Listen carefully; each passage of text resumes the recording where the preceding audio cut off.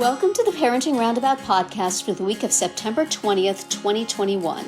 I'm Terry Morrow, and I'm here with Nicole Eridix. Hello. And Catherine Haleko. Hello. Every week we chat about the things parents are talking about, complaining about, and obsessing about right now. This week we're complaining about roommates and obsessing about kids' food obsessions. We also take a couple of breaks for an entertainment discussion and a recommendation roundup. Today we are talking about tag team parenting, something that came up in an article about celebrity parents. And you know what? Whenever I have a parenting question, I think, what would a celebrity do? I should go look at People magazine and find out, because I'm sure they have all the answers. Do Kristen Bell and Dax Shepard indeed have all the answers, Catherine? They're attractive and famous. Yes. And so therefore, they must know things. One would assume. Yes.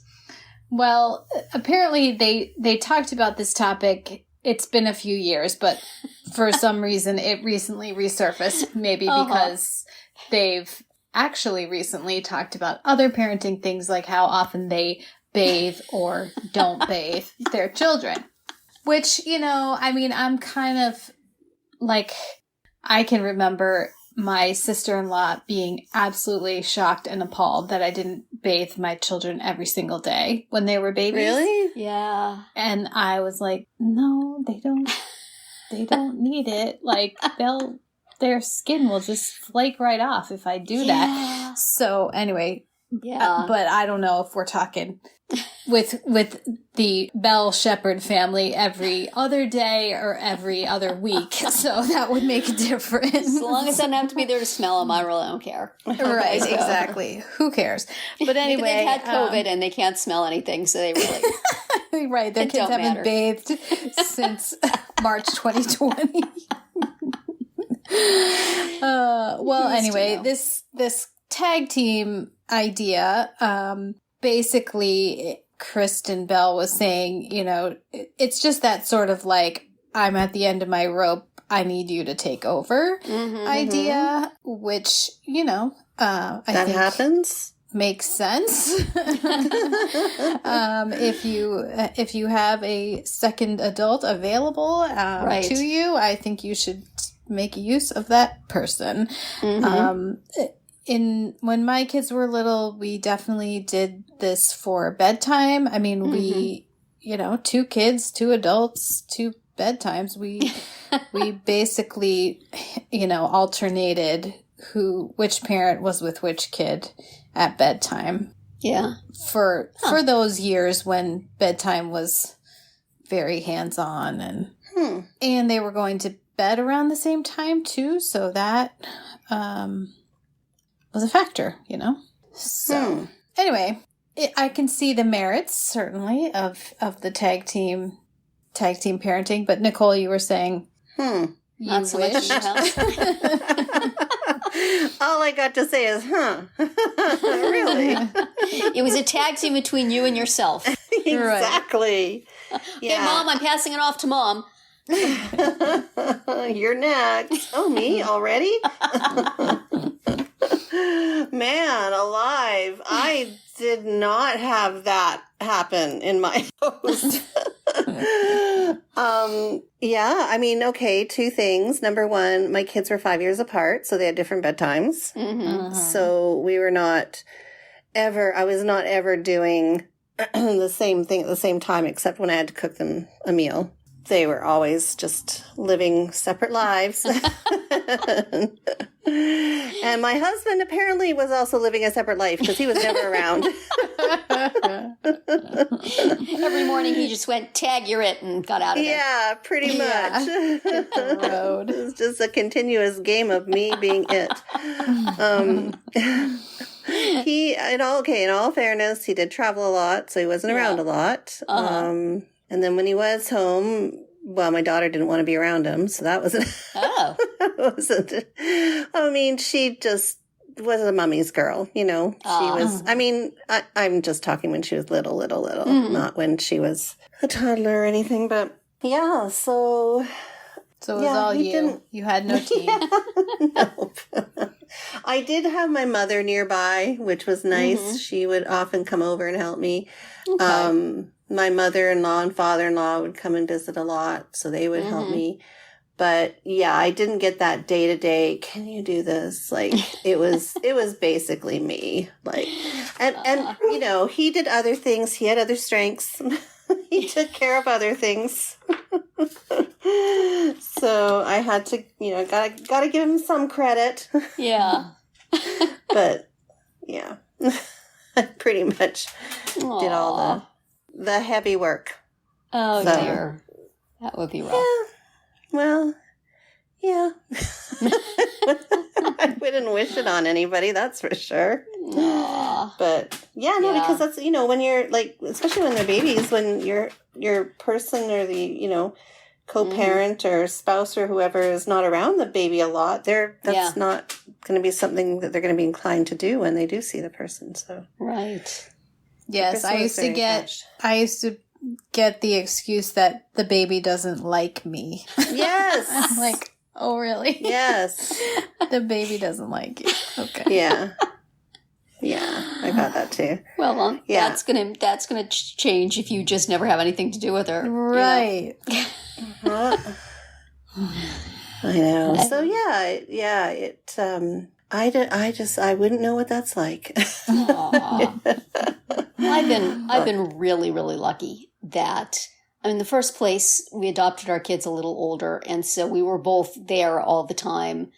You know, so there was never that experience of the child bonding to one parent. They sort of got a package deal all at once, and they were a little older. And also, my husband worked pretty close to home, and he had a schedule where he would go in early in the morning and then be home in the afternoon, so he could pick up kids from school, and he could, you know, coordinate things. And sometimes if I was working late, he was dealing with them instead of me. So yeah, we did do a lot of tag teaming and a lot of, you know, assigned things, you know, that he would take them places and I would deal with stuff at home, or you know, whatever was needed, we would sort of figure out who was doing what. Well, okay. I would figure out who was doing what and tell him what he was doing. You were the team manager and he was the team player. He was the star quarterback. No, so we were both really hands-on in different areas. I mean, I was super hands-on in the worrying and he was super hands-on in the actual execution. But hands-on. But anyway, yeah, I feel like we've been a team pretty much all the time. And there's been a few situations where it was like, I've had it. I'm walking away, you take over. But more, it's just been okay, I'll do this thing, you do that thing. Right. You know, you take this kid, I'll take that one. Or, you know, you take this kid here, and then when you get home, I'll do the homework with them or whatever. So it's been great. I can't imagine how people do it without an extra adult. And like when we would go on trips, we would just bring extra adults so that we could increase the team. Mm-hmm. That was helpful. Never have too many grown-ups. Well, yes, you can. It depends on the grown-up, I would say. Yeah. As long as everybody is willing to listen to me and do what I say, you can never have too many grown-ups. If they have opinions of their own, nah. I guess, yeah, I had my family around. My mom was a big help. I have to admit, when my kids were younger, she was the kind of Nana that would wake up with them at night. So I can't really complain too much. It was just some of the day-to-day stuff that was like, just, yeah. Right, and then once you moved away, then... Yeah, then I was your really... kids were a little older, but... Yeah, but the problem with that was that that's when they started getting involved in all kinds of activities. So, and my husband traveled even more when we moved down here. So I was just constantly back and forth and around and in and out and up and down with kids. So, and I didn't know anybody. Sounds exhausting. And I couldn't, arrange carpooling or anything. I didn't know anybody. So yeah, it was quite an experience. That's for sure. I have to say, I'm not sure sometimes they'll say, yeah, but I learned so much, or it made me stronger. And no, it just wore me down. So, yeah. But that is that is something you can do is, once you did know people, then you're able to to carpool and that kind of thing. I mean, we talked a couple weeks ago about parenting school-age kids and how valuable it is to get to know the other parents. Right. And yeah, I mean, that's a way you can try to recruit them on your team, even though they have their own responsibilities. Well, in our situation, we didn't live near any of them. So carpooling didn't make sense in that way. But no, the most of my kind of freedom per se, or my responsibilities completely decreased by 99% when both of my kids started driving.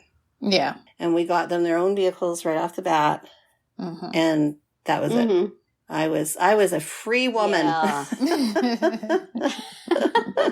Yeah, the ability to have your kid drive the other kid someplace is so nice. We just this past couple of weeks, we had the car my daughter drives overheated and was, we couldn't drive it. And our mechanic was on vacation for a week. So it just sat in our driveway for a week. And my daughter had never really learned how to drive our other car. So suddenly I had to drive everybody everywhere. And, oh man, I was so spoiled. So great, because my daughter would take my son any place that he needed to go before she had to go to work. And so that was a lot. And then she would drive herself to work. So then I had to drive him everywhere. Plus I had to drive her to work. And, I missed my tag team. I missed being able to go, all right, go drive there. Go do this. Yeah. So it's definitely a challenge. That's for sure. Yes. Yes. Well, we like to tag team our podcasting and take turns. Yeah. And it's my turn to say that's it for round 1 today. Tune in tomorrow for our entertainment-themed round 2, and later in the week to find out what we're complaining about, obsessing about, and recommending right now. We're always interested in what you have to say, so drop us a comment on our website, our Facebook page, or Twitter, where you'll find us at Roundabout Chat.